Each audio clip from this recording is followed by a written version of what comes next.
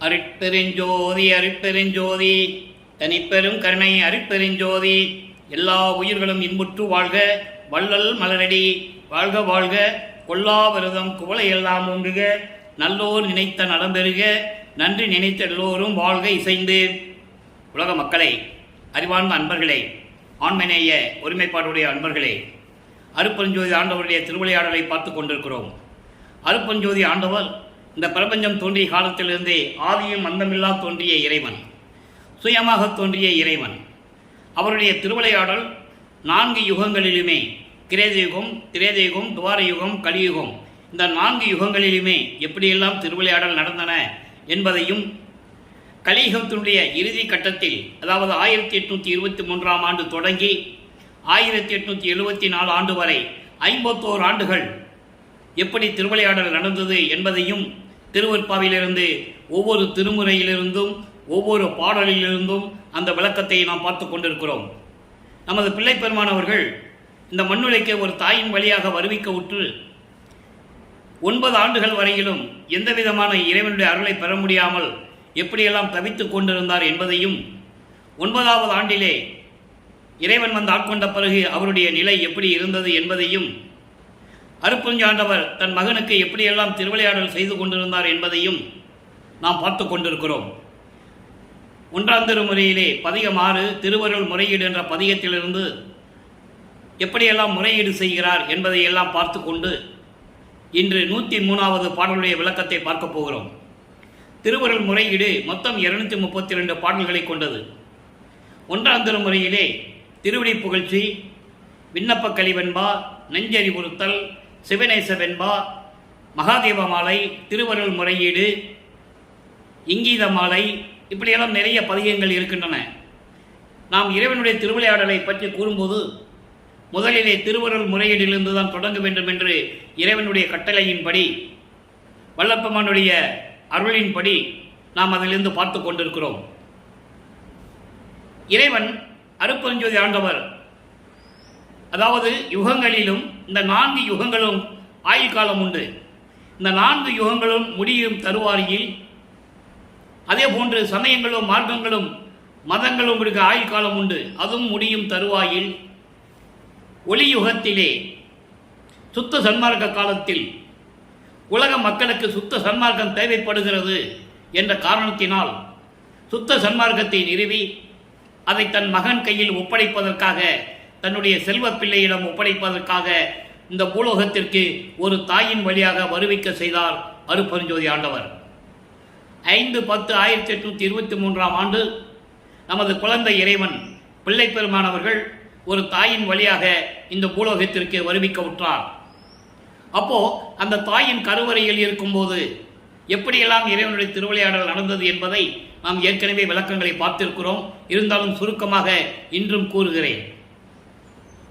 தாயின் கருவறையிலே இருக்கும்போது, உபசாரத்தால் பெற்ற தாயன்பால் ஒருத்தியின் கருவறையில் இருக்கும்போது என்று சொல்லுவார். உபசாரத்தால் பெற்ற தாய் என்பது அவர்கள் பெற்று கொடுக்க வேண்டிய ஒரு கடமை. அது ஏற்கனவே நிர்ணயிக்கப்பட்டது. சுத்த சிவஞான வெளியிலே ஏற்கனவே நிர்ணயிக்கப்பட்டது அருட்பெருஞ்சோதி ஆண்டவரால். அதனால்தான் அந்த சைவ குலத்தை சேர்ந்த அந்த தம்பதியருக்கு இவர் மகனாக வருகிறார். அதனால நீங்கள் புரிஞ்சுக்கணும். அப்போ அந்த நிலையில் இருக்கும்போது கருவறை இருட்டாக இருக்கிறதே என்று நினைக்கும் போது அருட்பெருஞ்சோதி ஆண்டவர்கள் ஒளி காட்டியது. பசி என்று கூறும் பொழுது அங்கே கருவறையிலே சென்று தன் மகனுக்கு அருளமுதம் ஊட்டியது. உடம்பு புழுக்கமாக இருக்கிறது என்று கூறும்போது அமுத காற்று வீசியது.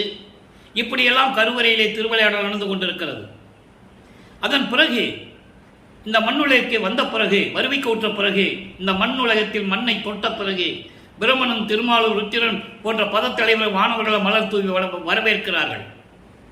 எங்களை எல்லாம் ஆளப்போகும் அருள் கடலே, கருணை கடலே என்று சொல்லி வாழ்த்தி வரவேற்கிறார்கள். அதன் பிறகு 5வது மாத இடைவெளியிலே, அதாவது வருவிக்க உற்ற 5 மாதங்கள் ஆன பிறகு தில்லையிலே திரை தூக்க தரிசித்த போது வெய்வகை மேல் காட்டாதே எந்தனக்கே வெளியாய் காட்டிய மெய்புறவா மெய்ப்பொருளே என்று கூறுவார். அதுதான் சிதம்பர ரகசியம். வெட்ட வெளியாக தன் மகனுக்கு காட்டியது. அதன் பிறகு 8 ஆண்டுகள் வரையிலும் தன் மகனுக்கு எந்த விதமான அருளை கொடுக்கவில்லை அருட்பெருஞ்சோதி ஆண்டவர்.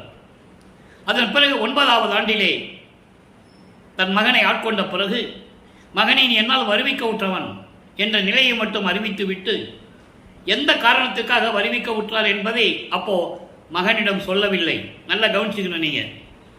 காரணம், தன் மகனை சமயங்களிலும் மதங்களிலும் மார்க்கங்களிலும் இருக்க வைத்து அந்த நெறிகளிலே பின்பற்ற வைத்து அதன் பிறகு சுத்த சன்மார்க்கத்தை கொடுத்த பிறகு இதெல்லாம் தேவையில்லை என்று உலக மக்களிடம் சொல்ல வேண்டும். அந்த அனுபவத்திற்காக, அந்த நிலைக்காக தன் மகனை அங்கே இருக்க வைக்கிறார். அப்போ அவருக்கு மறைப்பு நிலை இருந்து கொண்டிருக்கிறது. கருவிலே பார்த்த நிலை கூட இப்போ அவருக்கு ஞாபகம் வராது. அதன் பிறகு சுத்த சன்மார்க்கத்தை பெற்ற பிறகு உலக மக்களுக்கு தெரிவிக்கிறார். அது வேற விஷயம். இப்போ இந்த நிலையில் இருக்கும்போது அவருடைய மறைப்பு நிலை தொடர்ந்து கொண்டிருக்கிறது. தன் மகனுக்கு மறைப்பு நிலையை கொடுத்து கொண்டிருக்கிறார் அருட்பெருஞ்சோதி ஆண்டவர். அப்போ அவருக்கு சுத்த சன்மார்க்கம் தெரியாது, அருட்பெருஞ்சோதி ஆண்டவருக்கு தெரியாது. அவருக்கு தெரிஞ்சது சிவபெருமானு, தியாகராஜ பெருமானு, நடராஜன், சொக்கநாதன், மாசிலாமணி, இப்படி தான் சொல்லிக்கிட்டு இருப்பார். சிவ சிவா, நமச்சிவாயா, சிவாய நம, ஓம், இப்படியெல்லாம் சொல்லுவார். ஏன்னா சொல்லி தான் ஆகணும், காலத்தின் கட்டாயம். அப்போ அந்த நிலையில் இருக்கும்போது திருவருள் முறையீடு எப்படி செய்கிறார் என்பதை தான் இப்போ பார்க்க போகிறோம். இன்றைக்கு 103வது பாடல். நான் அடங்காது. நான் அடங்காது என்பது அங்க மனம் என்ற ஒரு வரி மறைந்து நிற்கிறது. நான் மனம் அடங்காது என்று அதை சொல்ல வேண்டும். நான் அடங்காது, ஒரு நாள் செய்யும் குற்ற நடக்கையெல்லாம் வான் அடங்காது, இந்த மண் அடங்காது, மதிக்கும் அண்டம் தான் அடங்காது, எங்கும் தான் அடங்காது எனத்தான் அறிந்தும் மானம் அடங்கா ஆட்டுமணி, ஆட்டுமணி என்னை ஆண்டது மாவியப்பே. இது பாடல். பாடல் உங்களுக்கு புரியாது. பாடலுடைய விளக்கம் ரொம்ப எளிமையாக இருக்கும். இறைவன் கொடுத்த விளக்கம். விளக்கத்தை பாருங்க. இப்போ முறையீடு செய்கிறார். திருவருள் முறையீடு. உன்னாலை வருவிக்க உற்று என்னை ஆட்கொண்ட பிறகு எந்த விதமான அருளையும் கொடுக்கவில்லையே என்று சொல்லி இறைவனிடம் முறையீடு செய்கிறார். எப்படி செய்கிறார்? அதாவது, நான் மனம் அடங்காது, அதாவது என் மனம் என்னிடம் இல்லை, என் வசம் இல்லை. நான் மனம் அடங்காது, ஒவ்வொரு நாளும் நான் செய்யும் குற்றங்களுடைய செயல்களை எல்லாம், குற்றங்களை எல்லாம், தீயவைகளை எல்லாம் வான் உயரத்தை விட பெரியது. அவரை தன் இறைவனிடம் சொல்லுகிறார், இறைவன் தந்தையிடம் சொல்லுகிறார். அப்போ அவருக்கு சிவபெருமான் தான் தெரியும். நல்லா கவனிச்சுங்க நீங்க. அது அந்த விளக்கம் பின்னால் வருது. இன்னைக்கு அன்பர்களே, இங்கு கூறக்கூடிய விளக்கங்கள் யாவுமே கற்பனையாகவோ சுயமாகவோ சொன்னதல்ல. இறைவன் கொடுத்த விளக்கம், பாடலுடைய விளக்கம் இறைவன் கொடுத்த விளக்கம். அதை நீங்க நல்லா புரிஞ்சுக்கணும். இப்போ என்னுடைய மனம் அடங்காமல் நான் செய்த குற்றங்கள் எல்லாம், நான் செய்த பிழைகள் எல்லாம், தீய செயல்கள் எல்லாம், ஏன் அதை சொல்றாரு? அவர் என்ன தீய செஞ்சு 9 வயசுல என்ன குற்றம் செஞ்சிருப்பாரு? நல்லா நீங்க புரிஞ்சுக்கணும். ஏன்னா மனம் சொல்லுது. ஏதோ ஒரு காரணத்துக்காக மனம் சொல்லுது, இவர் சொல்றாரு. அதான் நீங்க புரிஞ்சுக்கணும். அப்போ 9வது ஆண்டிலிருந்து 12 ஆண்டுகளுக்குள் என்ன நடந்ததுன்னு சொல்றாரு. அப்போ அந்த குற்றங்களை எல்லாம் எப்படின்னா, வான் உயரத்தை விட பெரியது, இந்த பூலோகத்தை விட பெரியது, இந்த மண் உலகத்தை விட பெரியது, அதாவது எல்லா உலகங்களை விட பெரியது. அவ்வளவு தவறுகள் செய்து கொண்டிருந்தேன்னு சொல்றாரு. பல அண்டங்களிலும் பெரியது, அடங்காத அளவிற்கு பெரியது. தந்தையிடம் முறையீடு செய்கிறார். மனம் ஒரு நிலையில் இல்லை, மனம் ஆதங்கத்துடன் இறைவனிடம் முறையீடு செய்கிறார். இப்படியெல்லாம் நான் செய்து கொண்டிருக்கிறேன், தவறுகள் நடந்து கொண்டிருக்கிறது. இது அண்டங்களையும் மண்ணுலகத்தையும் பூலோகத்தையும் விண்ணுலகத்தையும் அண்டங்களையும் விட பெரிதாக இருக்கிறது, எங்குமே அடங்காத அளவிற்கு பெரியது என்று நீ தெரிந்தும் என் மானம் போகாதபடி என்னை ஆட்கொண்டது பெரிய அதிசயமே. எப்படி ஆட்கொண்ட சொல்றாரு? 9வது ஆண்டில் ஆட்கொண்டது சொல்றாரு. ஏன் தன்னுடைய மானம் போகாதபடின்னு சொல்றாருன்னா, பின்னால சொல்லுவாரு, மானம் போன வழியெல்லாம் விடுத்தேன் என்பார். இறைவனால் வருவிக்க உற்று இறைவனுடைய குழந்தை மகன் சொல்ல முடியாம வெளியவும் சொல்ல முடியாது, அந்த நிலையில் இருந்து கொண்டிருக்கிறார். அப்படி இருந்தும் நீ என்னை ஆட்கொண்டது மிகப்பெரிய வியப்பு. 9வது ஆண்டிலே ஆட்கொண்டது. அதற்கு திருவருட்பாவிலே ஆதாரங்கள் உண்டு, நான் ஏற்கனவே கூறியது உண்டு. ஆண்டாறு 3 ஆண்டிலே ஆட்கொண்ட அருள்கடலே, ஆரோடு 3வது ஆண்டிலே முன்னம் என்னை கருணை செய்து ஆட்கொண்டாய் என்று சொல்லுவார். இது 6ஆம் திருமுறையில் வரும். சிறு வயது பருவத்தை ஆட்கொண்ட இறைவனே என்று சொல்லுவார். அதை தான் சொல்றாரு, இப்படியெல்லாம் இருந்த நான் என்னை ஆட்கொண்டது பெரிய அதிசயமே, இருந்தாலும் நீ விரைந்து வந்து எனக்கு அருளி என்னை ஏற்றுக்கொள்வாயாக என்று கூறுகிறார். இது முறையீடு செய்கிறார். இப்போ முறையீடு செஞ்ச பிறகு ஒவ்வொரு பாடலையும் ஒவ்வொரு விதமாக நம்ம டெய்லி பார்த்துட்டு இருக்கோம், தினமும் பார்த்துட்டு இருக்கோம். ஒரே நாளில் எல்லாம் சொல்லிட முடியாது. 51 ஆண்டுகள் நடந்த திருவிளையாடலை ஒரே நாளில் சொல்ல முடியாது. கற்பனையாக கதையாக வேணா சொல்லிட்டு போயிடலாம். அப்படி அல்ல. திருவெட்பாவில் இருக்கின்ற உண்மைகளை, நமது பிள்ளை பெருமானவர்கள் இருந்த நிலைகளை உலக மக்களுக்கு தெரியப்படுத்த வேண்டும். எப்படியெல்லாம் அருட்பெருஞ்சோதி ஆண்டவருடைய திருவிளையாடல் நடந்தது என்பதை, திருவெட்பாவில் இருக்கிற உண்மையை உலக மக்களுக்கு தெரியப்படுத்த வேண்டும் என்ற நோக்கத்தில் தான் இந்த வள்ளலார் ஊழியர் இந்த செயலை நான் செய்து கொண்டிருக்கிறேன். இப்போ வரிவிக்க உற்று 13வது ஆண்டு தொடங்குது. 13வது ஆண்டு தொடங்கின உடனே அவர் மனம் திருவொற்றியூருக்கு போக சொல்லுது. அப்படின்னு சொல்றதை விட இவர் தூண்டி விடுகிறார் மனதை. அருட்பெருஞ்சாண்டவர் தன் மகனுடைய மனதை, உள்ளத்தை தூண்டி விடுகிறார். அவனை திருவொற்றியூருக்கு போக சொல்லுது. ஏன்னா ஆண்டுகள் ஓடிக்கிட்டு இருக்கு. இப்போ திருவொற்றியூருக்கு போறாரு. நம்ம ஏற்கனவே 11 பதியத்து திருவொற்றியில் என்ன நடந்ததுன்னு பார்த்துட்டோம். 12வது பதியம் திருமுல்ல வாயிலில் போய் என்ன நடந்ததுன்னு பார்த்துட்டோம். ஒன்றும் நடக்கலை. இப்போ 13வது பதியத்தில் திருமுல்லை வாயிலில் போய் திரு விண்ணப்பம் வைக்கிறார். இப்போ திருமுல்லை வாயிலில் நடந்துகிட்டு இருக்கு இந்த நிகழ்ச்சி. இப்போ 2வது பாடல் அதில் தில்லை வாய்ந்த செழுங்கனியே, தில்லை வாய்ந்த, ஏற்கனவே தில்லையிலே இருக்கின்ற இறைவன் என்று சொல்லுகிறார். காரணம், வேதங்களும் ஆகமங்களும் சமயங்களும் மதங்களும் மார்க்கங்களும் தில்லையிலே இருக்கின்ற நடராஜன் என்று சொல்லிக் கொண்டிருந்தார்கள். நல்லா கவனிச்சுக்கணும். நீங்க தில்லையில் இருக்கிற நடராஜன் சைவ சமயத்தை சேர்ந்த சமய தலைவர்கள், கர்ம சித்தி யோக சித்தி பெற்றவர்கள். அதில் எந்த விதமான மாற்றம் கிடையாது, ஆதாரங்கள் உண்டு.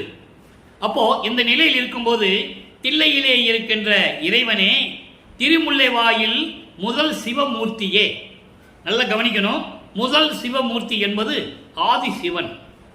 வேதாந்தமும் சித்தாந்தமும் ஆதி சிவன் என்று கூறிக்கொண்டிருந்தன. பிரபஞ்சம் தோன்றும் போது தோன்றிய இறைவன் ஆதி சிவன் என்று சொன்னார்களே தவிர, ஆனால் அருட்பெருஞ்சோதி என்று யாரும் சொல்லவில்லை. நல்லா நீங்க கவனிச்சுக்கிட்டே வரணும். இதனுடைய விளக்கம் உங்களுக்கு புரியும். சாதாரண விஷயம் அல்ல திருவெட்பாவை பற்றி சொல்லுவது. இப்ப ஆதி சிவன் தான் சொல்றாரு, முதல் சிவமூர்த்தியே. இவங்க சைவ சமயத்தை சேர்ந்த தலைவர்கள்.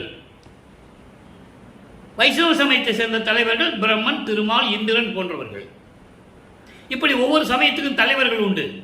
கௌபார சமயத்தை சேர்ந்தவன் முருகன், காணாபத்திய சமயத்தை சேர்ந்தவன் விநாயகன், சௌரம் சமயத்தை சேர்ந்தவன் சூரியன், சாகரம் சமயத்தை சேர்ந்தவள் அம்மன், சக்தி. ஆக இப்படி இவங்கெல்லாம் சமயத்தினுடைய தலைவர்கள். அதனால சொல்றார் முதல் சிவமூர்த்தியே என்று சொல்லுகிறார். அவன் தான் ஆதி சிவன். சித்தாந்தமும் வேதாந்தமும் ஆதி சிவன் என்று கூறிக்கொண்டிருந்தன. அடுத்து ஒரு வரி சொல்றார் பாருங்க அன்பர்களே, மிகவும் முக்கியமான ஒரு இடம். ஏன்னா இவர் இறைவன் ஆட்கொண்ட பிறகு இவருக்கு ஞானம் கிடைச்சிருது. அப்ப இவர் யாரும் தன்னை உணர்கின்ற நிலை அவருக்கு கிடைக்கிறது. அப்ப சொல்றாரு, தொல்லை ஏன் உந்தன் தூய் திருக்கோயிலின் எல்லை சேர இன்று எத்தவம் செய்ததே. தொல்லை ஏன் சொல்றார். தொல்லை ஏன் என்பது 4 யுகங்களிலும் உனக்கு நான் அடியனாக இருந்தவன். திருவெட்பாவிலே பாடல்கள் உண்டு. புதிய நல்லேன் தொன்று சொட்டு உனது பூங்கழலுக்கு அன்பு கொண்டவன் என்று சொல்லுவார். தொன்று சொட்டு என்பது பிரபஞ்சம் தோன்றிய காலத்திலிருந்தே எல்லா யுகங்களிலும் நான் இருந்தவன், அடியனாக இருந்தவன். என்று உன்னால் இந்த பூலோகத்திற்கு ஒரு தாயின் வழியாக வருவிக்க உற்று உன் முன்னால் நின்று கொண்டிருக்கிறேன். தன்னை தொல்லையேன் என்று சொல்லுகிறார். இதை ஒரு பாடலிலே கூறுவார். ஏனாதான் எனினும் யான் அம்மையின் அடியேன் என்று கூறுவார். புதிய நின்று என்னை போக்குதோரோ நீர் பூர்வித்தினும், பிரபஞ்சம் தோன்றிய காலத்திலிருந்தே உனக்கு திருவடிக்கு நான் பணி செஞ்சு கொண்டிருந்தவன் என்று சொல்லுவார். ஆக வல்லப்பெருமானவர்கள் ஒவ்வொரு யுகத்திலேயும் இருந்தவர் என்பதை இங்கே நான் பதிவு செய்ய கடமைப்பட்டிருக்கிறேன். ஏன் 6ஆம் திருமுறையில் அகவல்லே சொல்லுவார், ஊழிதோர் ஊழி உழப்பராது ஓங்கி வாழி என்று எனக்கு வைத்த நன்னீதி என்று சொல்லுவார். ஊழிதோறும் ஊழி உளவினும் அழியா உடம்பை அளித்தனன் என்று கூறுவார். ஊழிதோறும் ஊழி உயிர் தழைத்து ஓங்கினேன் என்று கூறுவார். அப்படிப்பட்ட நிலையில் இருந்து கொண்டிருப்பவர் நமது இறைவன் வல்லப்பமானவர்கள் என்பதை நான் பதிவு செய்ய கடமைப்பட்டிருக்கிறேன். அதான் சொல்றார், தொல்லையேன். தொல்லையேன் என்றால் ஒவ்வொரு யுகத்திலும் நான் உனக்கு அடியனாக இருந்தவன், இப்பொழுது உன்னால் வருவிக்கவுற்று, ஒரு தாயின் வழியாக வருவிக்கவுற்று உன் முன்னால் நின்று கொண்டிருக்கிறேன். உன்னுடைய தூய்மையான இந்த திருக்கோயிலுக்கு வந்து சேர நான் என்ன தவம் செய்தேனோ, உன் கோயிலில் எல்லை சேருவதற்கு நான் என்ன தவம் செய்தேனோ என்று சொல்லி இந்த விண்ணப்பம் வைக்கிறார். திருமுள்ளி வாயில் விண்ணப்பம் என்று இதுக்கு பெயர். இப்போ வல்லப்பமானவரை வருவிக்க விட்டு 16 ஆண்டுகள் முடிஞ்சு போச்சு. இப்போ 17வது ஆண்டு தொடங்குகிறது. அதாவது 3வது எட்டில் இருந்து கொண்டிருக்கிறார். 3/24. இது தினமும் சொல்லிதான் ஆகணும். என்ன இவர் தினமும் சொல்லிட்டு இருக்காங்க அப்படின்னு நீங்க நினைக்கக்கூடாது. ஏன்னா இறைவனுடைய திருவிளையாடல் சொல்லும்போது, ஒவ்வொரு பாடலை சொல்லும்போது, ஒவ்வொரு விளக்கம் சொல்லும்போது தினமும் சொல்லிதான் ஆகணும். 24 ஆண்டுகளுக்குள் இருந்து கொண்டிருக்கிறார். இப்ப என்ன நடந்தது? அங்கே 3ஆம் திருமுறை உருவாகிறது. ஏற்கனவே 9 பதியத்தை பார்த்துருக்கோம். நல்லா புரிஞ்சுக்கணும். நீங்க 9 பதியத்தை பார்த்துருக்கோம். சிவாய நமன் சொல்ல சொல்லுவாரு, சிவசங்கரான் சொல்ல சொல்லுவாரு, நமச்சிவாயின் சொல்ல சொல்லுவாரு, திருநீர் இடன் சொல்லுவாரு, உள்ளத்திடம் சொல்லுவார். திருநீர் இடு, நமச்சிவாயமே நமக்கு நல்ல துணை என்று சொல்லுவார். எல்லாம் சொல்லிட்டு தான் இருப்பார். இது வரைக்கும் நம்ம பார்த்துருக்கோம். ஓகேவா? இப்போ அதோடு மட்டும் இல்லாமல் நாளையும் கிளிகளையும் தூது அனுப்புவார். எந்த பலனும் கிடைக்காது. இன்னும் நிறைய விஷயங்கள் இருக்கு. குறி பார்க்கறது, ஜோசியம் பார்க்கறது, எல்லா நிலைகள் நடக்கும். இப்போ புனராவிறகு பொருந்துரு வேட்கையின் இரங்கல் என்ற பதியத்தில் இருக்கிற பாடலை பார்த்துட்டு இருக்கோம். 30 பாடல் இது. ஏற்கனவே 11 பாடலுடைய விளக்கத்தை பார்த்துட்டோம். ஒவ்வொரு பாடலிலும் அவருடைய மனநிலையை கூறுகிறார். அதை உலக மக்களுக்கு தெரிவிக்கிறார். அதை நீங்க புரிஞ்சுக்கணும். சும்மா ஏதோ போனாரு, வந்தாரு, எழுதினாரு, போனாருன்னா பேசுவாங்க. அப்படிலாம் கிடையாது. அவருடைய நிலையையும் இறைவனுடைய திருவிளையாடலையும் உலக மக்களுக்கு தெரியப்படுத்த வேண்டும் என்பதற்காகத்தான் திருவருட்பாவை நமக்கு அருளினார்கள் என்பதை நீங்கள் புரிந்து கொள்ள வேண்டும். இன்னைக்கு 12வது பாடல் பாருங்க. இந்த பாடல் எப்படின்னா, நான் ஏற்கனவே தினமும் கூறுவதுதான், தன்னை தலைவியாகவும் இறைவனை தலைவனாகவும் வர்ணனை செய்து உள்ளத்தை தோழியாக வர்ணனை செய்து பாடலை அருள்வது. காரணம், ஒரு பெண் தன்னுடைய காதலை தோழியிடம்தான் சொல்ல முடியும்.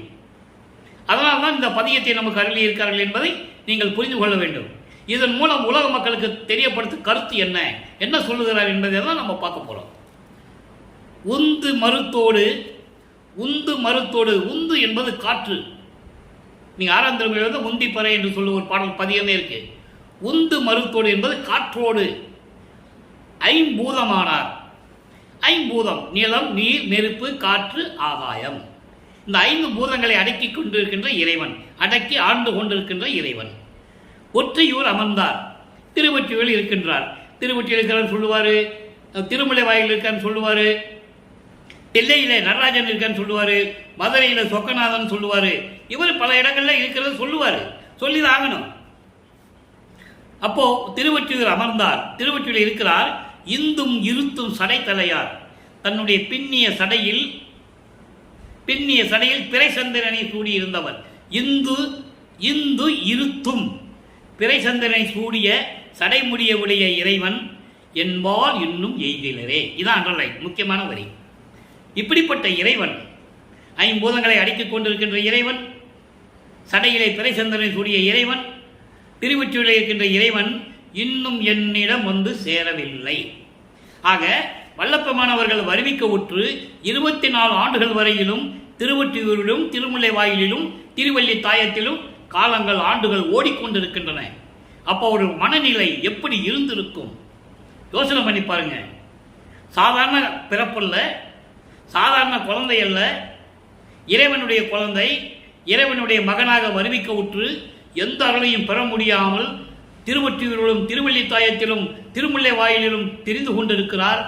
அப்போ இவரால் வருவிக்க விட்ட சொந்தங்கள், இவர் வருவிக்க விட்டதனால் ஏற்பட்ட சொந்தங்கள் அவரை எப்படி ஏளனமாக பேசியிருக்கும். கூட இருந்தவர்கள், அக்கம் பக்கத்தில்வர்களால் எப்படி ஏளனமாக பேசியிருப்பார்கள். அதையெல்லாம் கேட்டுக்கொண்டு அவர் மனம் எப்படி வருத்தி இருக்கும். கொஞ்சம் நினைச்சு பாருங்க. உடம்பு சிலுக்கும், புல்லரிக்கும் உடம்பெல்லாம்.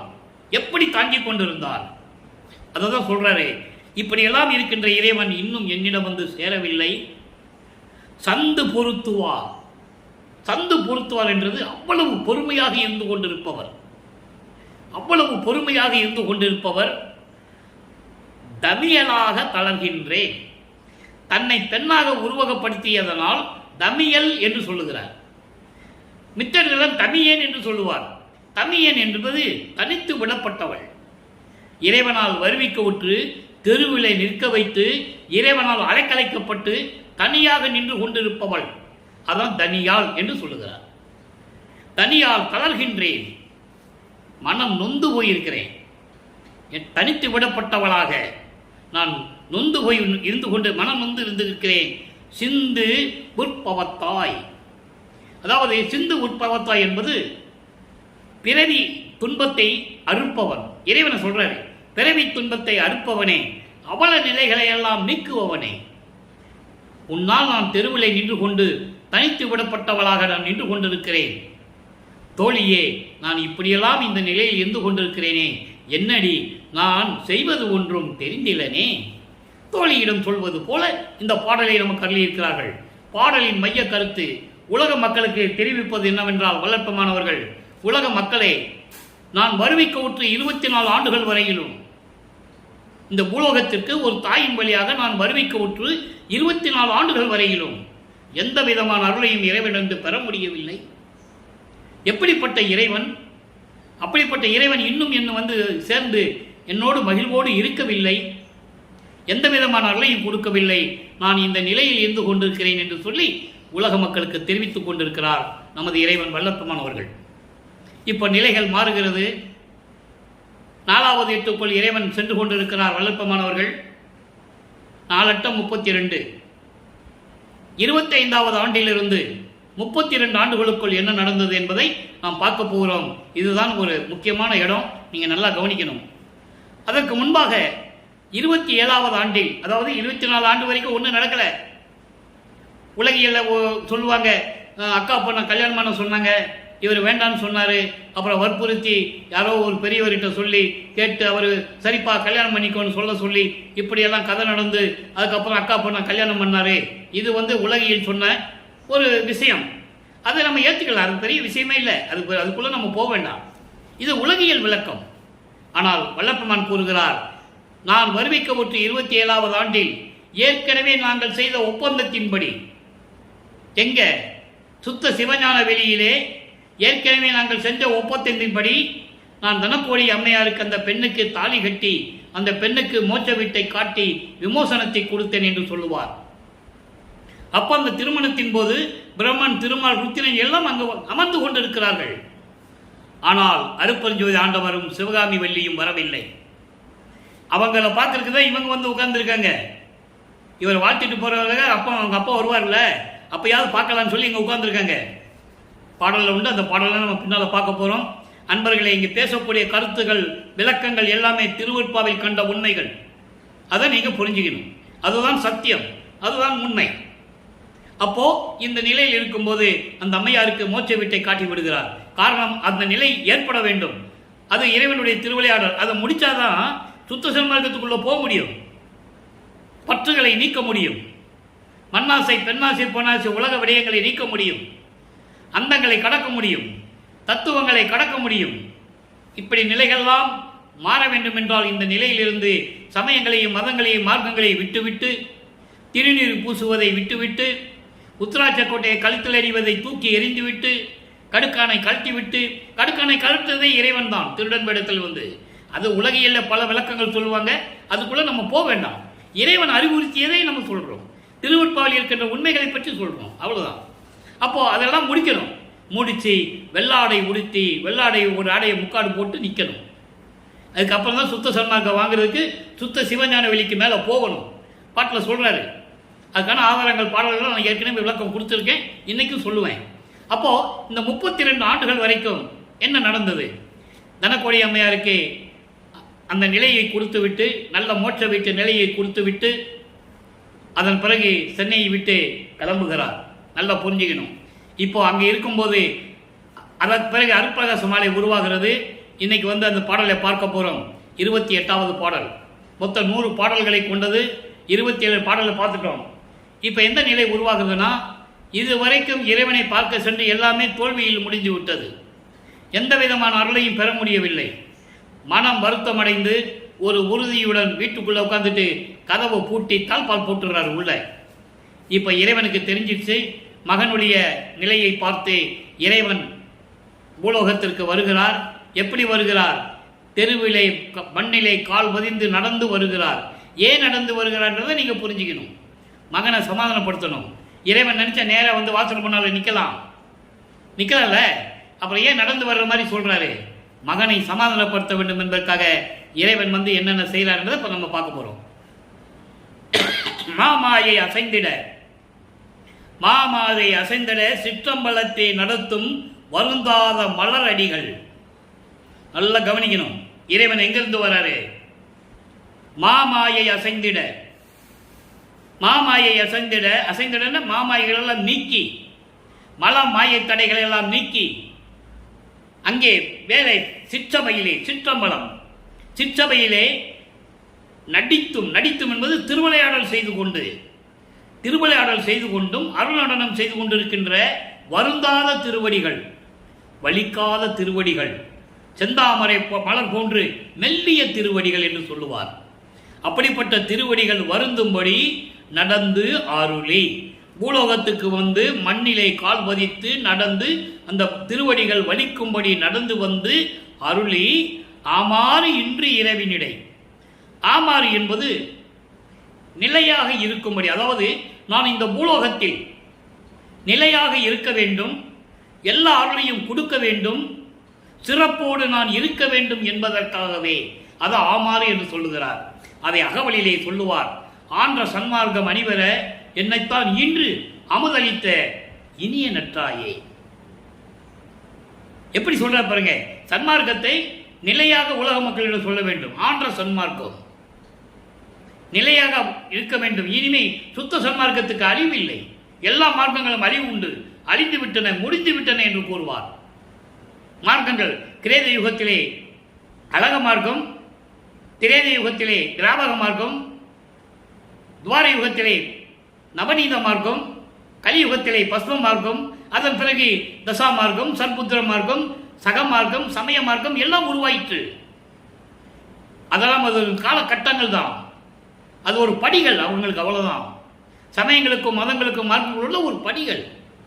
சுத்த சன்மார்க்கத்தினுடைய படி அதற்கு அழிவில்லாதது, ஒளி யுகத்துக்கு அழிவில்லாதது, சுத்த சன்மார்க்க காலம் அழிவில்லாதது. அதான் சொல்றீங்க. அப்படிப்பட்ட ஆமாறு இன்று இரவினிடை, இன்று இரவு அணி கதவம் திறப்பித்து, பூட்டியாச்சு கதவை, இவர் தான் வந்து திறக்கிறாரு.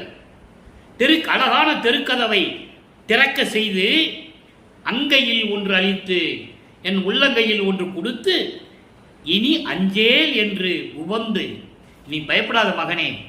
எப்படி இறைவன் நடந்து வராரு, கதவை திறக்கிறாரு.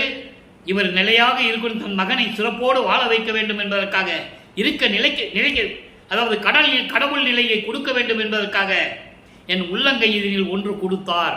அந்த ஒன்று என்பதுதான் அருள் கொடை. என்ன அருள் கொடை என்பது நம்ம பின்னால பார்க்க போறோம். ஒவ்வொரு பாட்டிலையும் ஒன்று தான் சொல்லுவார். அப்போ அது கொடுத்து விட்டு மகிழ்ந்து, எப்படி இருந்தது அது? கனிந்த மா பழங்களை பிழிந்து அதை எடுத்து, அந்த சாறு எடுத்து, நறு நெய்யும் தேனும் சிறப்போடு கலந்து, ஒக்க கலந்து என்று கூறுவார். ஒக்க கலந்துன்னா சமநிலையில் எல்லாத்தையும், அதாவது மாம்பழ சாறு, நெய், தேனு எல்லாத்தையும் சமநிலையில் கலந்தா எப்படி சுவையாக இருக்குமோ அதுபோன்று சுவையோடு மகிழ்ந்து அந்த திருவாக்கை எனக்கு அளித்தாய். எப்படி? அஞ்சாதே மகனே, இந்த பூலோகத்தில் நீ உரைக, நான் மறுபடியும் வந்து உனக்கு அருள் கொடுக்கும் வரைக்கும் நீ பூலோகத்தில் இருப்பாயாக என்று சொல்லி, இப்படியெல்லாம் இனிமையாக சொல்லி எனக்கு அருள் வாக்கு கொடுத்தாய்.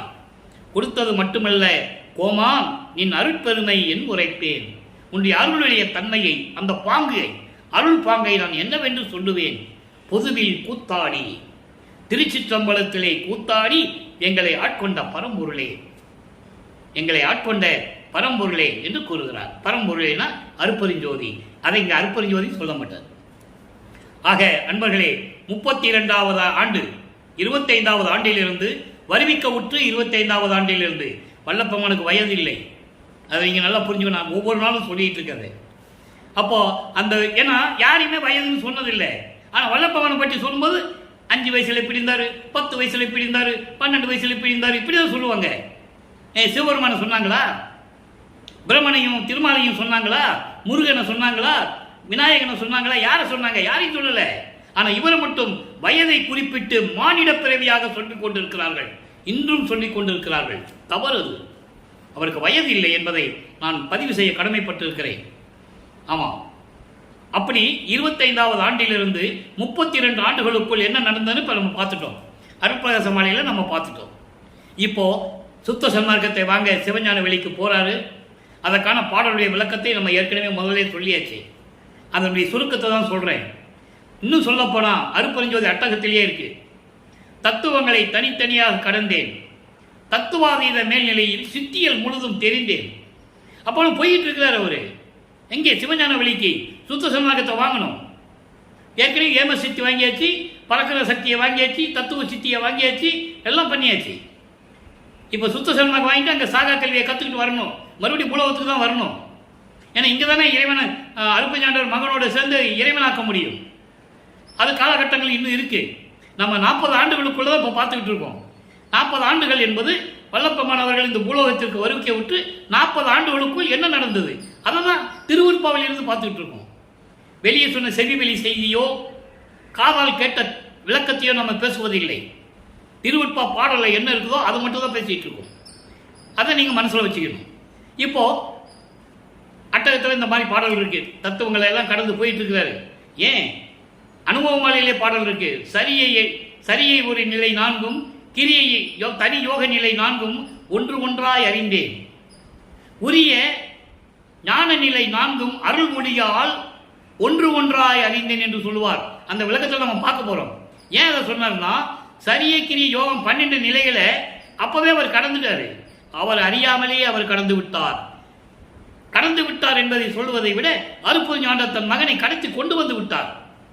உருவங்களை பார்த்து வழிபடுவது சரியை, அதே உருவத்திற்கு வேள்வி வளர்த்து மந்திரம் சொல்லி வழிபடுவது கிரியை, யோக நிலையில் இருந்து கொண்டு உட்கார்ந்து கொண்டு அந்த தன்னால் உருவாக்கப்பட்ட அந்த உருவத்தை மனதிற்குள் நினைத்து யோக நிலையில் இருந்து வழிபடுவது.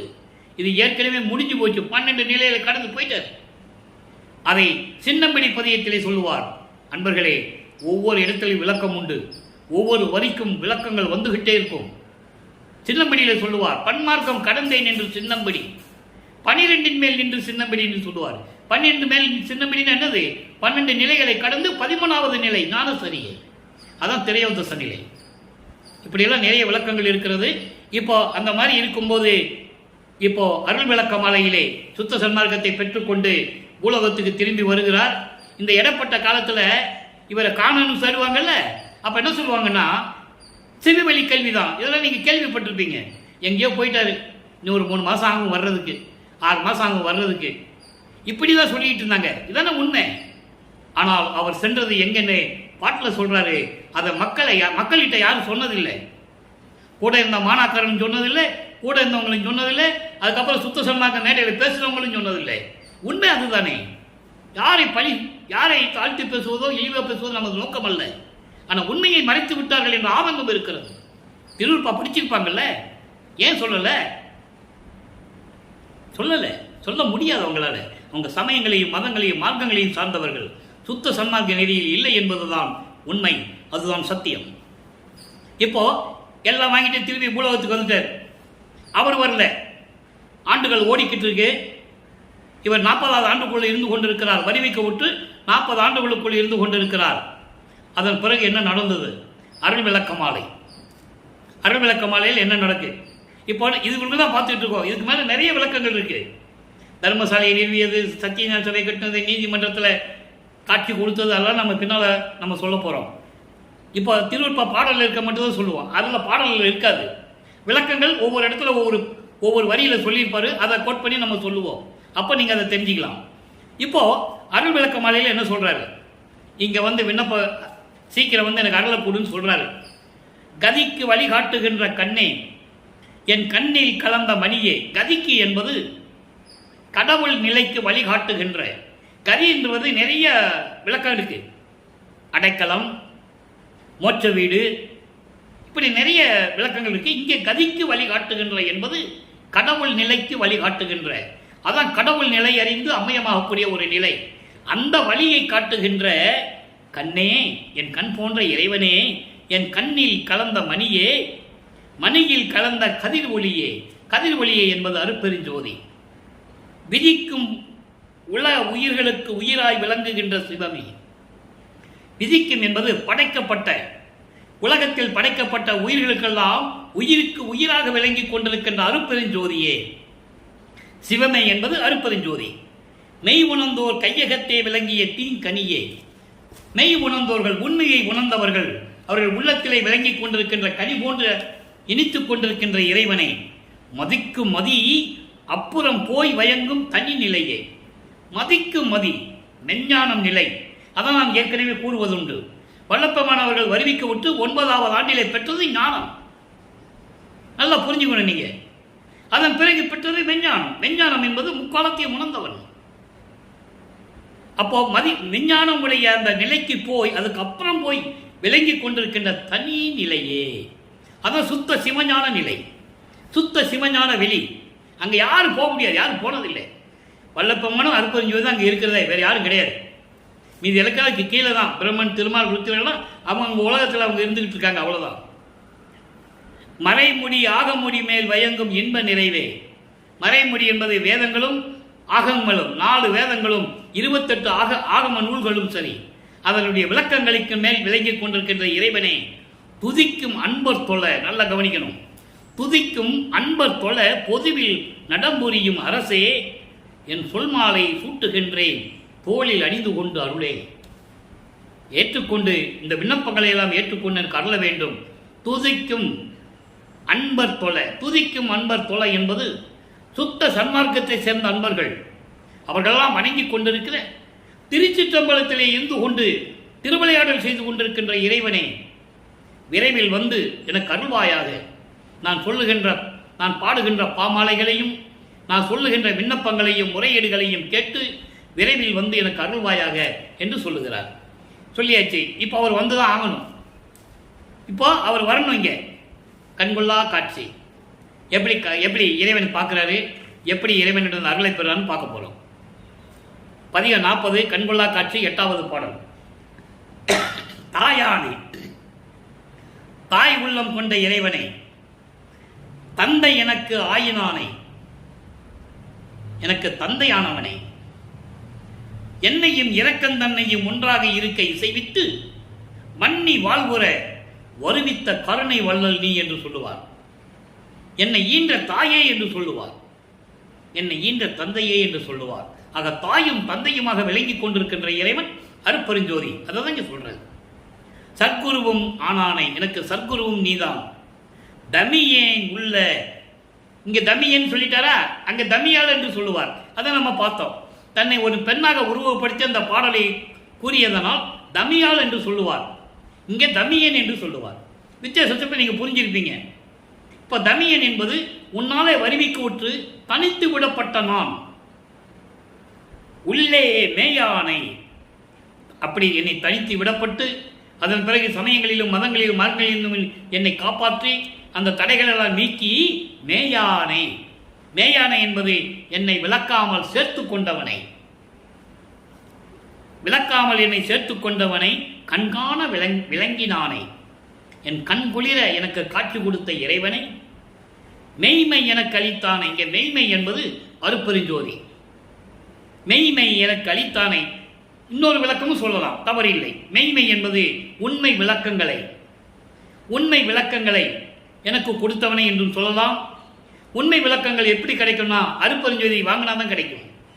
அருட்பெருஞ்சோதி அளித்தானை, வேதம் சொன்ன வாயானை, வேதங்களை இந்த உலகிற்கு படைத்த இறைவனை, வஞ்சமில்லா மனத்தினானை, எந்த வஞ்சமும் இல்லாத இறைவன், வரம் கொடுக்க வல்லானை, மணிமன்று அன்றி ஏயானை. இங்கே மணிமன்று அன்றி ஏயானை என்பது திருச்சிற்றம்பலத்திலே விளங்கிக் கொண்டிருக்கின்ற சிற்றவை பொற்சபையை விட்டு வெளியே செல்லாதவனை, விலகி செல்லாதவனை. அப்ப என்ன பண்றாரு, அவர் திருச்சிற்றம்பலத்தில் இருந்து கொண்டிருக்கிறார். பின்னால சொல்லுவாரு சத்தியஞான சபையில் இருக்கின்ற இறைவன் என்று சொல்லுவார். சத்தியஞான சபையை கட்டி முடித்த பிறகு அங்கே இருக்கின்ற இறைவன் என்று சொல்லுவார். அதை நம்ம அந்த விளக்கத்தை பின்னால பார்க்க போறோம். ஏன் சத்தியலிங்க சபை கட்டினார் என்பதை பெரிய விளக்கம் இருக்கிறது. இருந்தாலும் ஒரு சில சுருக்கமான வார்த்தைகள் சொல்ல வேண்டிய கடமை இருக்கிறது. திருச்சிற்றம்பலத்திற்கு மனிதர்களால் அங்கு செல்ல முடியாது. சுத்த சன்மார்க்கத்தை பெற்று கொலையும் புலையும் தவிர்த்து, உருவ வழிபாடுகளை தவிர்த்து, சமயங்களிலும் மதங்களிலும் மார்கள் கூறப்பட்ட சங்கற்ப விகற்பங்களை தவிர்த்து இறைவனை வழிபட்டு கொண்டிருக்கின்ற மக்கள் இங்கே திருச்சிற்றம்பலத்துக்கு மேலே சிவஞான வெளிக்கு செல்ல முடியாததால் அங்கே இருக்கின்ற நிலையை அப்படியே கொண்டு வந்து இங்கே சத்திய ஞான சபையை நிறுவினார்கள். அதுதான் விளக்கம். அது பாடலோடு ஆதாரங்களோடு நிறைய விளக்கம் இருக்கிறது. நம்ம பின்னால் சொல்ல போகிறோம். இந்த நிலையை மட்டும் நீங்கள் புரிஞ்சுக்கங்க. ஏன் இங்கே சத்தியலிங்க சபையை கட்டினார்ன்றது இது ஒரு சின்ன விளக்கம், அவ்வளோதான். அப்போது அப்படி அன்பர்கள் எல்லாம் தொழ, அப்படி அந்த சபையில் இருக்கின்ற இறைவனை விட்டு விலகாமல் இருக்கின்ற இறைவனை, துரிய நடு இருக்கின்றவனை, எம்மானை கண்டு கழித்திருக்கின்றேன் சொல்லிட்டார். இப்போ அடுத்த பதியத்திலே 42வது பதியத்திலே காட்சி கழிப்பு. அதில் என்ன சொல்றாரு? காட்சி கழிப்பு என்பது இறைவனிலிருந்து பெற்ற அருளை அவ்வளவு வியப்பாக சொல்லுவது, மனம் உவந்து மன மகிழ்வோடு சொல்லுவது. நல்ல கவனிங்க. ஆன்றானை இங்க வந்துச்சா? ஆன்ற சன்மார்க்கம் வரும். ஏற்கனவே இந்த ஆன்றானை ஒரு விளக்கம் கொடுத்தேன் உங்களுக்கு. நான் ஆன்றானை, ஆன்றானை என்பது அருள் சிறப்போடு என்னை ஆட்கொண்டவனை, சுத்த சன்மார்க்கத்தை கொடுத்து என்னை ஆட்கொண்டவனை, ஆன்ற சன்மார்க்கம் அணிபெற என்னைத்தான் இன்று அமுதளித்த இனிய நற்றாய் என்று சொல்லுவார். அப்படி என்னை ஆன்றானை உயர்ந்த நிலையோடு சுத்த சன்மார்க்கத்தை உலக மக்களுக்கு தெரியப்படுத்த வேண்டும் என்பதற்காக என்னை ஆட்கொண்டவனை, அறிவானை, மெஞ்ஞான அறிவுள்ள இறைவனை, அழிவினானை, அழிவில்லாத இறைவன், அப்படிப்பட்ட இறைவன் அருப்பெருஞ்சோதியனானை சொல்லிட்டாரா? அவர் தான் அருப்பெருஞ்சோதி. அலர்ந்த ஜோதி மூன்றானை. நல்லா கவனிக்கணும். அலர்ந்த ஜோதி மூன்றானை என்பது ஏற்கனவே இந்த பிரபஞ்சத்தில் அக்னி, சூரியன், சந்திரன் என்று 3 ஒளிப்பொருள்கள் திகழ்ந்து கொண்டிருக்கின்றன. இந்த 3 பேருக்குமே ஒளியை கொடுப்பது யார்? அருப்பெருஞ்சோதி. அதை தான் இங்க சொல்றாரு. அலர்ந்த ஜோதி மூன்றானை. அந்த 3க்கும் தலைவன் யார்? இவர் தான். இவர் இல்லைன்னா உங்களுக்கு ஒளி கிடைக்காது, தானா ஒளி வராது. அருப்பெருஞ்சோதி தான் ஒளியை கொடுக்கணும். அதை சொல்றாரு. அலர்ந்த ஜோதி மூன்றானை, இரண்டானை, சக்தியும் சிவனுமாக இருந்த இறைவன், விந்து நாதம். அப்போ சக்தியும் சிவனுமாக இருக்கின்ற இரண்டானை, 2 நிலையில் இருக்கின்றவனை இதெல்லாம் விட்டுட்டு ஒன்றானை, ஒரே இறைவன் அருப்பெருஞ்சோதி என்ற நிலையில் இருக்கின்றவனை இதெல்லாம் நீக்கிவிட்டு ஒன்றாக இருக்கின்றவனை, ஒன்றல்ல இரண்டல்ல, ஒன்றினில் ஒன்றல்ல, ஒன்றினும் ஒன்றே. அகவல்ல படிச்சிருப்பீங்க. ஆக அப்படிப்பட்ட ஒன்றான அருப்பெருஞ்சோதி இறைவனை முன்னானாய், முன்னானானை. அப்படி என்ன அர்த்தம்? முதல்வனை, பிரபஞ்சம் தோன்றிய காலத்திலிருந்து தோன்றிய முதல்வனை, முதல் இறைவனை. பின்னானை எப்படி சொல்ற பாருங்க. அப்போ முன்னானை என்பவன் ஆதிசிவன் என்றெல்லாம் சொல்லிக் கொண்டிருக்கின்ற இந்த வேதங்களும் ஆகமங்களும் சொல்லிக் கொண்டிருந்தன. முதல் தலைவன் அவன், முதல் இறைவன்.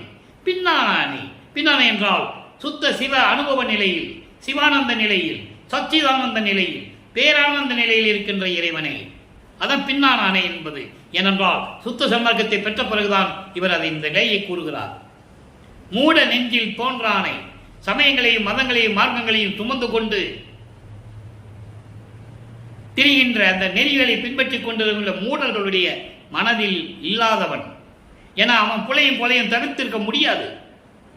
புலையும் கொலையும் தவித்துக் கொண்டிருப்பவன் சுத்த சன்மார்க்கத்தை சேர்ந்தவன் தான் இருக்க முடியும், யாராலையும் முடியாது.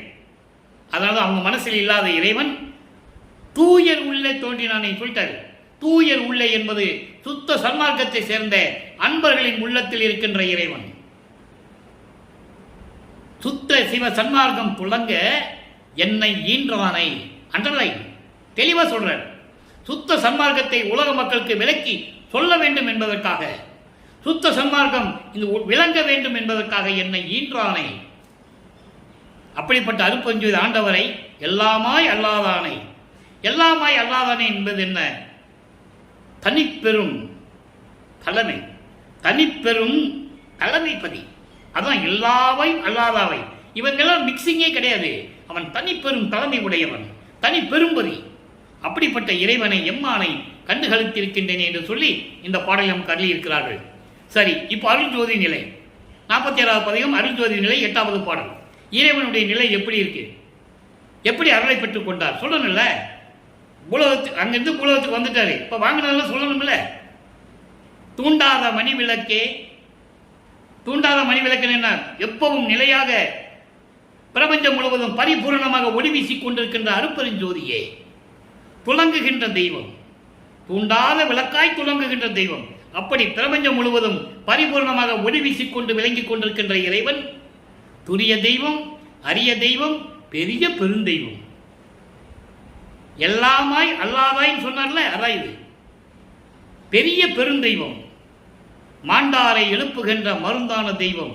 மாண்டாரை எழுப்புவது என்னவென்றால், ஏற்கனவே சுத்த சன்மார்க்கத்தை தெரியாமல் இறந்து போனவர்கள், அவர்களை திருப்பி கொண்டு வந்து அவங்களுக்கு சுத்த சன்மார்க்கத்தை தெரிய வச்சு அவங்களுக்கு மரணமில்லா பெருவாழ்வை கொடுக்க வேண்டும். அப்படி மருந்தான தெய்வம். மாணிக்க வள்ளியை ஒரு வளத்தில் வைத்த தெய்வம். சிவபெருமான ஒரு பக்கத்தில் பார்வதியை வச்சிருந்தான், உமையால வச்சிருந்தான், ருத்ரன் வச்சிருந்தான். அதெல்லாம் வேற. அதாவது சமயங்களையும் மதங்களையும் மார்க்கங்களையும் சேர்ந்த தலைவர்கள். இங்கே சிவகாமி வெள்ளியை ஒரு பக்கத்தில் வைத்திருந்த தெய்வம் ஆண்டாரை ஆண்ட தெய்வம். ஆண்டாரை என்பது ஏற்கனவே 4 யுகங்களிலும் பிரம்மன், திருமால், ருத்திரன், மகேஸ்வரன், சதாசிவம் போன்றவர்களும், இந்திரன் போன்றவர்களும், சத்தர்களும் சக்திகளும் இவர்களெல்லாம் ஆண்டு கொண்டிருந்தார்கள். இப்ப இல்ல, இப்ப ஆண்டு கொண்டிருப்பது வளர்ப்பமான். அப்படி ஆண்டாரை ஆண்ட தெய்வம். ஆண்டவர் அப்படி ஆண்டவர்கள் எல்லாம் உருவாக்கி அவர்களை ஆட்கொண்ட தெய்வம் அருள்ஜோதி தெய்வம். ஆகம வேதம் எல்லாம் அறிவறிதாம் தெய்வம்.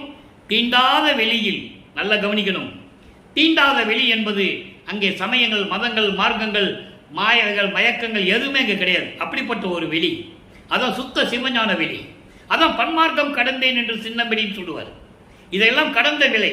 சுத்த சிவஞான வெளியில் வளர்த்தீண்டாத தெய்வம், அதான் மலங்களும் மாயைகளும் இல்லாத ஒரு தெய்வம், அழிவில்லாத தெய்வம், சிற்றவையில் விளங்குகின்ற தெய்வமதே தெய்வம். இது முடிஞ்சு போச்சு. இறைவனுடைய நிலையை சொல்லியாச்சு. இப்போ பேரானந்த நிலை. இறைவனிடம் அருளை பெற்ற பிறகு அப்படிப்பட்ட இறைவன் எப்படி அருளை பெற்றுக்கொண்டு இவர் பேரானந்தமாக இருக்கிறார் என்ற நிலையை கூறுகிறார். பதிக 47 பேரானந்த நிலை பாடல் 8.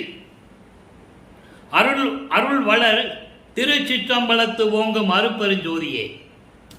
அருளோடு விளங்கிக் கொண்டிருக்கின்ற திருச்சிற்றம்பலத்திலே, சுத்த சிவஞான வெளியிலே விளங்கிக் கொண்டிருக்கின்ற அருட்பெருஞ்சோதியே, எனது பொருள் வளர் அறிவுக்கு அறிவும் தந்து, எனக்கு அருள் செல்வத்தையும் கொடுத்து மெஞ்ஞானத்தையும் கொடுத்து, அறிவுக்கு அறிவும் தந்து மெஞ்ஞானத்தையும் தந்து, என்னை புறமிடாது ஆண்ட மெய்ப்பொருளே, என்னை விலக்கி வைக்காது என்னை அணைத்துக் கொண்டு ஆண்டு கொண்ட மெய்ப்பொருளே.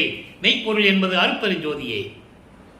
அடுத்து பாருங்க, மருவும் ஒரு நாத வெளிக்கு மேல் வெளியில்.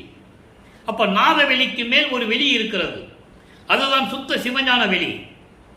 அப்ப நாத வெளிக்கு மேல் சுத்த சிவஞான வெளியில் மகிழ்ந்து அரசு ஆள்கின்ற வாழ்வே, அரசாட்சி செய்து கொண்டு திருவிளையாடல் செய்து கொண்டிருக்கின்ற அருட்பெருஞ்சோதியே, பருவரல் நீக்கி, பருவரல் நீக்கி இனித்திட எனக்கே பழுத்த பேரானந்த பழமே.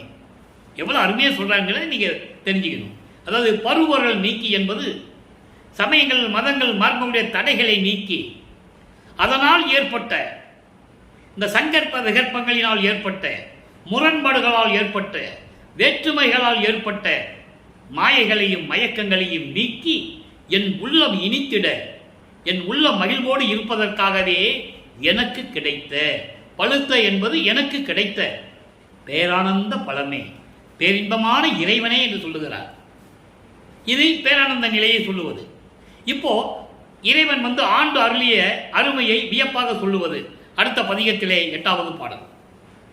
பாடல் நல்ல கவனிங்க. இப்போ படிப்படியாக பார்த்துட்டு இருக்கணும். அதாவது 9 ஆண்டுகள் வரைக்கும் வரைவிக்க விட்டு 9 ஆண்டுகள் வரைக்கும் அவருடைய நிலை என்ன, 16 ஆண்டுகள் வரைக்கும் அவருடைய நிலை என்ன, வரிவிக்க விட்டு 24 ஆண்டுகள் வரையிலும் அவருடைய நிலை என்ன, வரிவிக்க விட்டு 32 ஆண்டுகள் வரையிலும் அவருடைய நிலை என்ன, 8 ஆண்டுகளுக்குள் பார்த்துக்கிட்டு இருக்கோம்.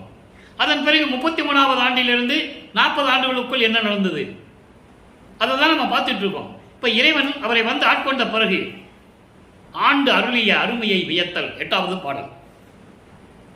தடையில்லாது எடுத்த அருள் அமது என்கோ. என்கோ என்றால் என்று சொல்லுவதா என்று ஏற்கனவே நான் விளக்கம் கொடுத்திருக்கிறேன். அதாவது தடையில்லாது எடுத்த அருள் அமது என்கோ, தடையில்லாது. அருட்பெருஞ்சோதி ஆண்டவரே, எக்காலத்தும் சுத்த சன்மார்க்கத்தின் முக்கிய தடைகளாகிய சமயங்கள், மதங்கள், மார்க்கங்கள் என்பவற்றின் ஆசார சங்கற்ப விகற்பங்களும் தெளிவாக சொல்லுவார். அப்போ தடைகள் என்னது? சுத்த சன்மார்க்கத்திற்கு சமயங்களும் மதங்களும் மார்க்கங்களுடைய நெறிகள், அதில் கூறப்பட்ட சங்கற்ப விகற்பங்கள், முரண்பாடுகள், வேற்றுமை உணர்வுகள் இதெல்லாம் இருக்கக்கூடாது. அப்படிப்பட்ட தடைகள் எல்லாம் நீக்கி மல மாயைகளை எல்லாம் நீக்கி என்னை எடுத்து ஆண்டு கொண்ட உன்னை அருள் அமுது என்று நான் சொல்லுவதா? இவ்வளவு விளக்கம் இருக்கிறது. அதுக்கு தடையில்லாது எடுத்து என்பதுக்கு இவ்வளவு விளக்கம் இருக்கு. உன்னை அப்படி இறைவன் என்று நான் சொல்லுவதா? சக்கரை கட்டியே என்று நான் சொல்லுவதா? சக்கரை கட்டி எவ்வளவு இனிக்கும், அப்படிப்பட்ட இறைவன் என்று நான் உன்னை சொல்லுவதா? அடை ஒரு வைர கட்டியே என்கோ, வைரத்தால் உருவாக்கப்பட்ட மலை என்று உன்னை நான் சொல்லுவதா? மலை என்று வைரமலை என்று உன்னை நான் சொல்லுவதா?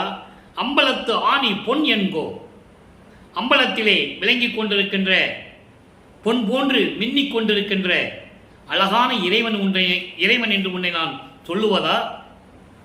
உடைய மாணிக்க பெருமலை என்கோ, மாணிக்க மலை என்று உன்னை நான் சொல்லுவதா? உள் ஒளிக்கு உள்வொளி என்கோ, அதான் ஜோதியில் ஜோதி.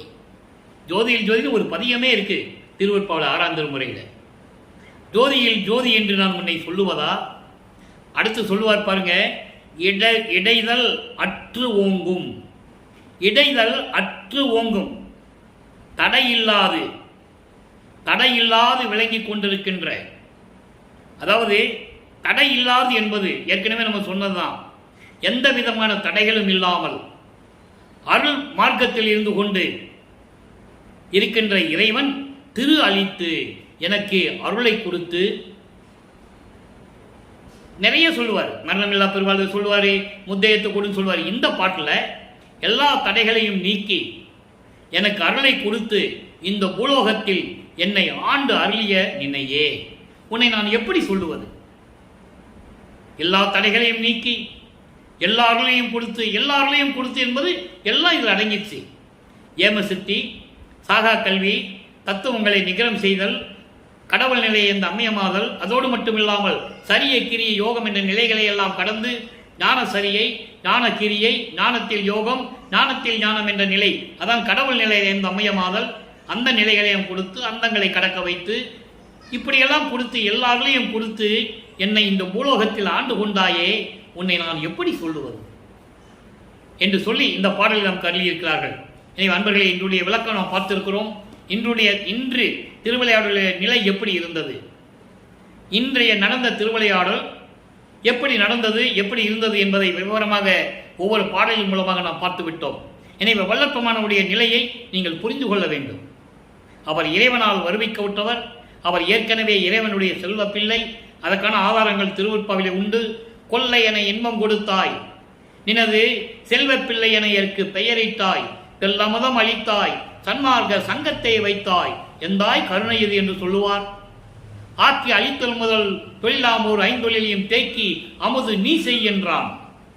இதுக்கு முன்னால் 5 பேரும் தனித்தனியாக தான் செஞ்சுட்டு இருந்தாங்க. பிரமன், திருமால், ருத்திரன், மகேஸ்வரன், சதாசிவம் எல்லாத்தையும் கொடுத்து மொத்தமாக நீ செய்யின்னு எனக்கு கொடுத்துட்டாரு எங்க அப்பா அப்படின்னு தெளிவாக சொல்லுவார். இதை எடுத்தான், தூக்கி எடுத்தான், அணைத்தான், இரவாத தேகம் கொடுத்தான், சிற்றம்பலத்து என்போ என்று சொல்லுவார். இப்படிப்பட்ட நிலை இருக்கின்ற வல்லற்பெருமான். அதை நீங்க புரிஞ்சுக்கணும். மற்றவங்க பேசுற மாதிரிலாம் நீங்க நினைக்க வேண்டாம், அதெல்லாம் மனசுல வச்சுக்காதீங்க. வந்தாரு, போனாரு, அப்புறம் கதவை பூட்டினாரு, உள்ள போயிட்டாரு, சோறு போட சொன்னாரு, இப்படிதான் பொதுப்படையாக சொன்னார்கள். அதுதானே உண்மை. ஆனால் அவர் அப்படி அல்ல. இந்த ஒளி யுகத்தை, இந்த சுத்த சன்மார்க்க காலத்தில் மக்களை எல்லாம் சுத்த சன்மார்க்கத்தில் சேர்த்து மக்களெல்லாம் இன்புற்று வாழ வேண்டும், சமரசமாக வாழ வேண்டும், கொலையும் புலையும் தவிர்த்த நெறியில் இருக்க வேண்டும். உயிர்களை கொலை செய்யக்கூடாது, அப்படிப்பட்ட அந்த பிணங்களை உணவாக எடுத்துக்கொள்ளக்கூடாது, உயிர் இரக்கத்தோடு இருக்க வேண்டும், ஜீவகானிய ஒழுக்கத்தில் இருக்க வேண்டும். இப்படியெல்லாம் இருந்து இறைவனை வணங்கி நீங்கள் மரணமில்லா பெருவாழ்வை பெற வேண்டும். அதானே சொல்றாரு அவரு. அப்போ அந்த நிலையில் இருந்து கொண்டு நாம் இறைவனை வணங்க வேண்டும். சைவ நிலையில் இருந்து கொண்டு எந்த விதமான உருவ வழிபாடு இல்லாமல் தீப வழிபாடு செய்து அருட்பெருஞ்சோதி அருட்பெருஞ்சோதி தனிப்பெருங்கனை அருட்பெருஞ்சோதி என்ற மகாமந்திரத்தை உச்சரித்து இறைவனை வேண்டி இறைவனுடைய அருளை எல்லாம் பெற்றுக்கொண்டு இந்த வையகத்தில் நீங்கள் வாழ்வாங்கு வாழ வேண்டும், நோயற்ற வாழ்வில் வாழ வேண்டும் என்று இறைவனுடைய தயவாலையும் கருணையாலையும் வாழ்த்து விடைபெறுகிறேன். இந்த வள்ளலார் ஊழியன். மீண்டும் நாளை சந்திப்போம். நன்றி, வணக்கம். அருட்பெருஞ்சோதி அருட்பெருஞ்சோதி தனிப்பெரும் கருணை அருட்பெருஞ்சோதி. அருட்பெருஞ்சோதி ஆண்டவருடைய திருவிளையாடலை கண்டு கேட்டு ரசித்து மகிழுங்கள்.